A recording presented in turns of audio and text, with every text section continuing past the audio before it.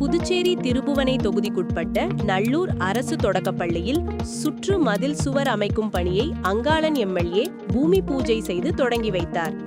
புதுச்சேரி அரசு திராவிடர் சிறப்பு கூறு நிதியின் கீழ் திருபுவனை சட்டமன்ற தொகுதிக்குட்பட்ட நல்லூர் அரசு தொடக்கப்பள்ளிக்கு பொதுப்பணித்துறையின் சார்பில் ரூபாய் 24.25 லட்சம் செலவில் பாதுகாப்பான சுற்று மதில் சுவர் அமைக்கும் பணிக்கான பூமி பூஜை விழா இன்று காலை நடந்தது. விழாவிற்கு திருபுவனை தொகுதி சட்டமன்ற உறுப்பினர் அங்காளன் தலைமை ஏற்று பூமி பூஜை செய்து பணியை தொடங்கி வைத்தார்.